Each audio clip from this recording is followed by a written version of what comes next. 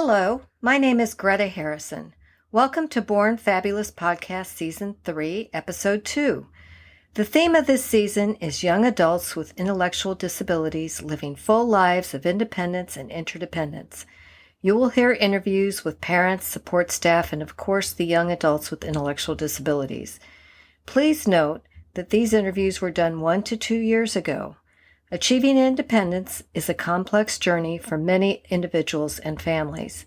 There were many stops and starts with various entities when putting together Season 3. Regardless, this season is very relevant, and we hope you will find it helpful. This episode is the second of 2 episodes with Sandra McElwee. Sandra is the author of 3 books, a respected inclusion advocate, and is best known as Sean's mother. Sean was one of the stars of A&E's Emmy-winning show Born This Way. Sean has Down syndrome. Sandra is an independent facilitator with Empower Person-Centered Plans. Now, please enjoy this short clip of Love is a Potion. The lyrics are by Melissa Riggio, a young lady who had Down syndrome and was the focus of episodes 1 through 4 in Season 1. The music and voice are by Rachel Fuller.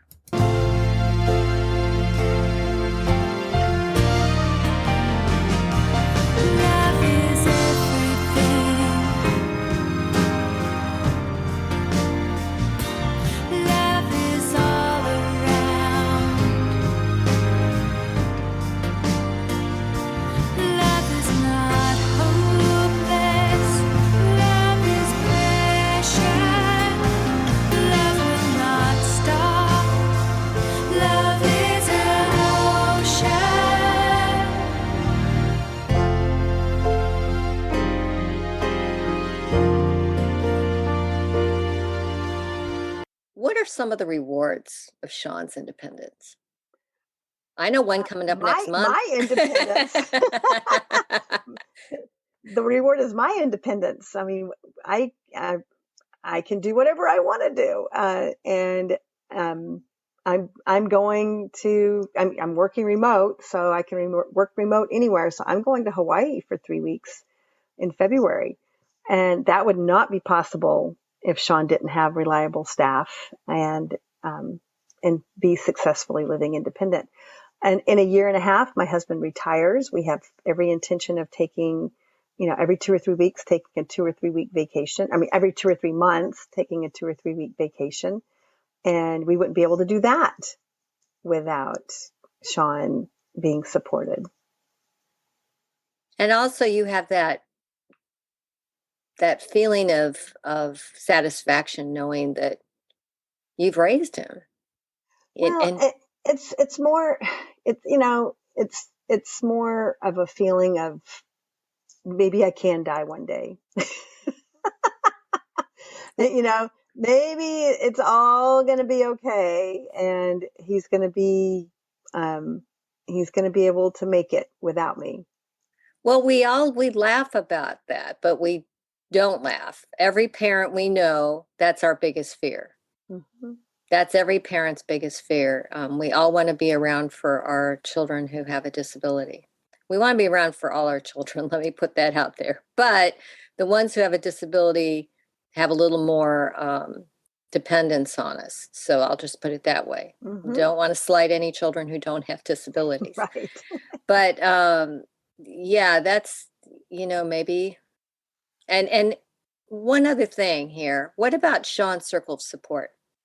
You started that young, didn't you? Mm-hmm. How young was Sean when you started his Circle of Support?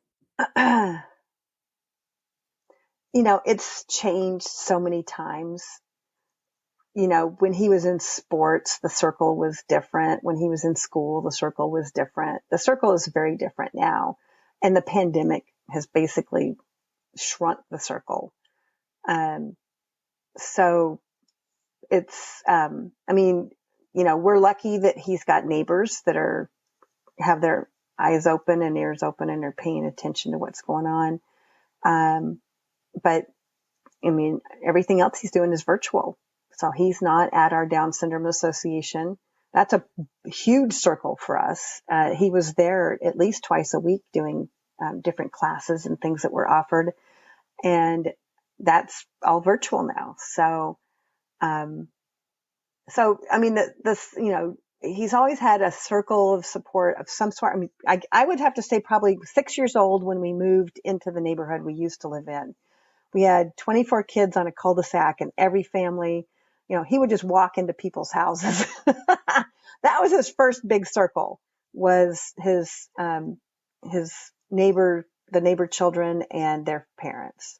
Then we had the sports, circles on top of that with the sports teams that he played on and those kids and their families. But then as he grew up, when all of his friends went away to college, they didn't come back. They stayed away because it's so expensive here. So what about, when did you start having the circle of support with formal meetings? Maybe when he was 18? No, probably about 3 years ago. Okay. In the last 3 years. Okay. Well, but these are questions that everybody kind of wonders about. Okay. And if anybody wants to know more about those things, we'll try and have some resources. And I always recommend Inclusion Press because they have a lot of great resources. Mm-hmm. What are some pitfalls of Sean's independence? Well, so one of the initial pitfalls was he was constantly overdrafting his debit card, his bank account with his debit card. But we discovered something called a green light card, which is a prepaid debit card. So it only has so much money on it.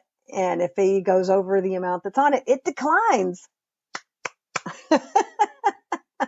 So we just have to problem solve things as they come up. So that was the initial pitfall was, he had a budget. He didn't stick to it though.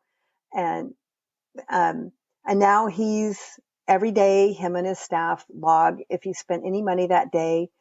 And if he has any money left over at the end of the month, he can buy with it what he wants or save for something else. Rick's taking him on a cruise if it doesn't get canceled. So he's saving money for the cruise to, just to spend money there. And he's got his dog who's being trained, to be a hearing dog for him. And, when you were talking about wake yourself up in the morning, oh my gosh, we've had every alarm clock that ever, when we moved, I think we had 16 alarm clocks in our garage sale because nothing woke him up. Being deaf in one ear, he would sleep on his good ear and, and so he couldn't hear any alarm clock. So his puppy is being trained to lick his face. Alarm goes off, dog licks his face and wakes him up. That's an out of the box solution. I like it. So the dog basically has to sleep in his room. Yeah. Dog sleeps with him currently. Yeah. Okay. Wow. All right. That's a great idea. Now, what we use is, and I can't say the name because it'll turn on, but that device many people have in their house that has a female name to it. Since you have headphones on, I'll say her name is Alexa. There you go. I met a woman named Alexa yesterday and I go, oh, and she goes, oh, she said there's a class action of women named Alexa. Oh my goodness. Google. Well, that's a great way to wake up. And I use that for reminders all day long anyways. Okay. What about, since the last Born This Way, that last episode was a Christmas special. And I remember watching that show and being so honored to know you and so proud of you because you and Rick stepped up and you were going to help a friend of yours in Minnesota who had cancer and had a daughter who was close to Sean's age. And, you kind of jokingly mentioned, now I can die. But the serious part of that is we all worry about that. And here she was with stage 4 cancer, and she had a daughter with Down syndrome, and she was really worried about what her future was going to be. And she was a single mom. And so you guys... Her father was never involved in her life. Yes, and you stepped up in that episode, which I'm so glad they showed that. You guys said, California has wonderful services, and we would be honored to help her out here, which really took a load off her mind. But things have changed now for her. If you could just give a quick update on that? Yeah, not long after that was filmed, she met a young man who was the man of her dreams, and they got married. And they've been married, they've had over a year now. So let's see. So they've been married a year and 4 months at this point, and very happily married. His mother is helping support her. And then her mother also has a paid guardian that helps, manage her services and things like that in Minnesota. And it's great. She's so happy, and they have a little house that his parents bought that they rent. And it's great. I mean, it's close to his parents, and they've got great supports. It's really all parents' dreams. And her mother got to go to the wedding and see her daughter married. And sadly, she passed away on their 1-year anniversary. Oh, well, that is sad. But it's good that she had the peace of mind knowing that she was married and absolutely, and taken care of. And moving forward. That's a fairy tale ending. It is. It really is. It's a fairy tale ending, but an answer to prayer. An answer to prayer, but everybody was so proud of you and Rick for stepping up like you did, because it is every parent's nightmare and worry. So let's think about resources, videos, websites. Now, we'll have a link on bornfabulouspodcast.com. We will have a link for season 3. So we'll have a page for you and Sean here on season 3, just like we do for season 1 and 2. But, and we will have some links listed there. But is there anything specifically that you want to explain or address as a resource? Yeah, supported decision making. Definitely make sure you have a link to that. That is recognized nationally as authority for people with disabilities. They can select who they want to help them make decisions with school, healthcare, finances. There's power of attorneys that can be signed, but it doesn't take their rights away like guardianship and conservatorship does. It's so critical that our young adults don't have their rights taken away. And it may not seem like a big deal when mom and dad are the ones that are the conservators and making the decisions, because of course we're going to do what's best for our kids. But if you are conserved or you're under guardianship, depending on what state, because it's called different, one of the two, and depending on what state you're in, when the parents pass away, that guardianship or conservatorship has to go to someone else. Who does it go to? And do they have your child's, then adult's best interest at heart? It's so to set them up with supported decision making gives them more power, and really doesn't take the rights away. I mean, some conservatorships and guardianships even take your right to vote away, which is really, really sad. That's very powerful and very true. And I will make sure on the website that there's links to that. There's a famous case that went to the Supreme Court where Jenny Hatch sued and got her rights back. She lives in my town. And Jonathan Martinez was her lawyer, and he wrote a book.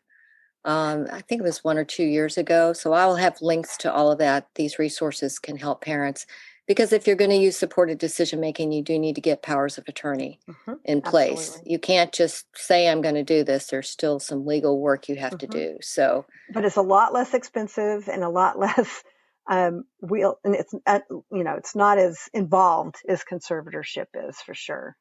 Or guardianship, yes. Or guardianship, yes. Yeah. Either one, yeah. Okay, so that's your number one thing, and we will definitely make sure we address it. And I'm sure Sandra will pop me off some other resources that I can include on there. Let me ask you this. hiring staff. I've heard a lot of families talk about the difficulty in hiring staff. What do you have any tips for them? Because I know that you said Sean has 4 great people. So what are your tips? Well, before Sean was in self-determination, we were forced to use agencies, and the agencies basically only had budgets to pay about minimum wage.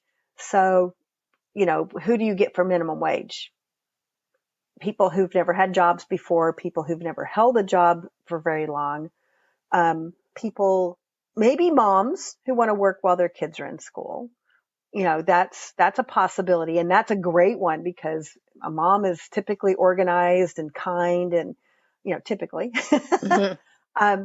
But where do you find them? So while I was getting my business started, I was working at a physical therapy clinic at the front office, which was a minimum wage job, but it provided insurance, I was working for insurance, basically for health insurance. And I worked with another woman who was on the ball and very nice. And I mean, we were, juggling, 100 patients a day, 7 therapists, schedules, and she was making minimum wage. Well, with the self-determination program, we're able to pay people more than minimum wage. And I asked her if that would be something she would be interested in, would be supporting Sean. And I basically, when I identify someone, I do a pretty much, here's what your job would be. Does that work? Then we go and meet Sean. And I will never hire somebody, and Sean's staff. So Sean's the one really doing the hiring, but I will never hire someone that he hasn't met, because the first minute you can tell if it's going to work. The first minute, are they engaged with him? Or are they talking to me still? Are they happy to meet him and asking him questions and answering his questions? So when Julie, and you'll meet Julie when you interview Sean, she was that person, and she is his 40-hour-a-week staff, and she's fabulous. And she corrects me sometimes when I make mistakes on his calendar and things like that. So she's been great. So that's his one full-time person. Then we have a Facebook page here in California for parents of children with Down syndrome. And I advertised there for staff. And I ended up with a sibling who's a young adult and has a younger sister with Down syndrome. And I ended up with a mom of a 4-year-old with Down syndrome. Both are fabulous, just fabulous. I mean, they're familiar with people with Down syndrome. They're excited to work with Sean. They like Sean. And for him, he's like hanging out with friends that just happen to help him with what he needs help with. That's how it really looks.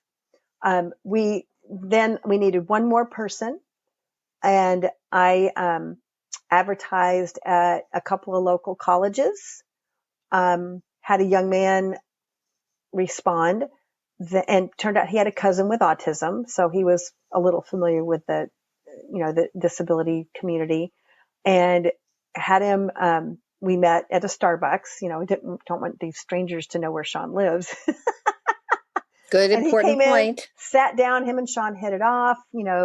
Turned out they like to do a lot of the same things. And I've hired every one of these people on that one interview, the one face-to-face with Sean. They've been hired on the spot.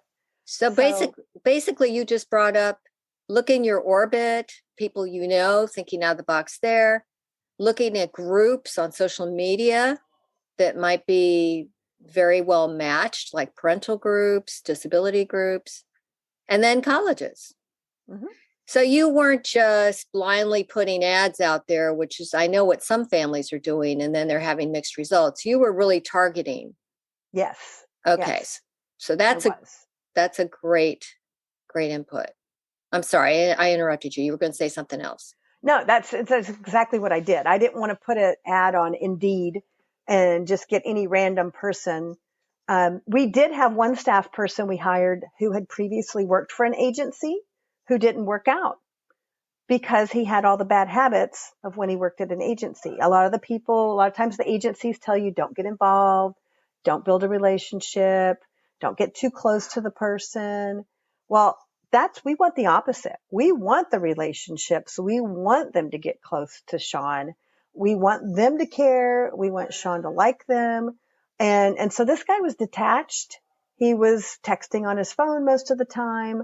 I had a talk with him. I said, look, you're making more money per hour than you were at the agency, and I expect more because of that. And he didn't step up. So he's no longer with the Sean squad.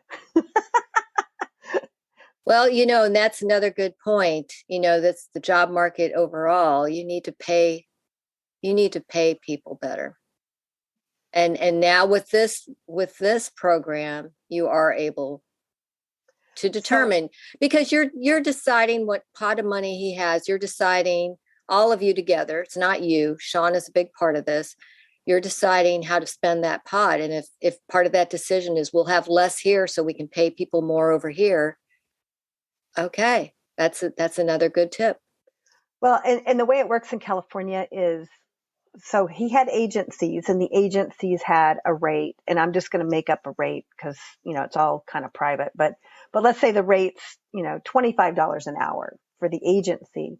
And then the staff person working for the agency is making $15, and that other $10, is overhead.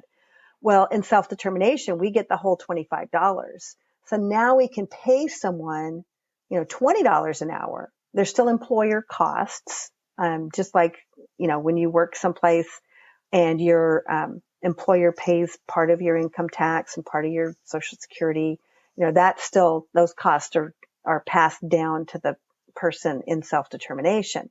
So, but we could pay someone $20 an hour instead of 15. And when you raise someone $5 an hour, that's life-changing.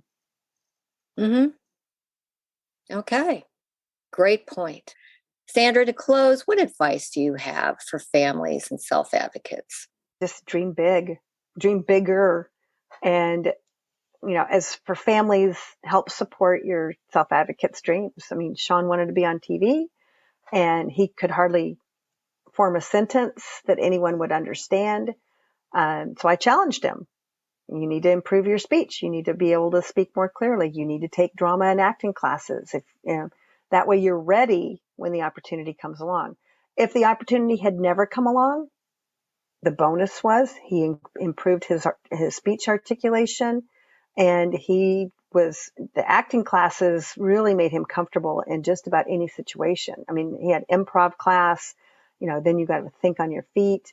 And when he was younger, he said he wanted to be a Laker, be a basketball player on the Lakers. Well, at the time he wasn't even 5 foot tall yet, and he's only 5'1.5". So I knew, that was not really going to be a feasible dream. But did I say, no, you can't be a Laker? I said, no, go practice because the exercise is good. So, all dreams can come true to some degree. We all have dreams that'll never come true. We don't want to quash those dreams. We want to support them to the best we can. And if Sean had just ended up in community theater one day, that would have been fine. He would have been perfectly happy with that. Well, wise words again from the one and only Sandra McElwee.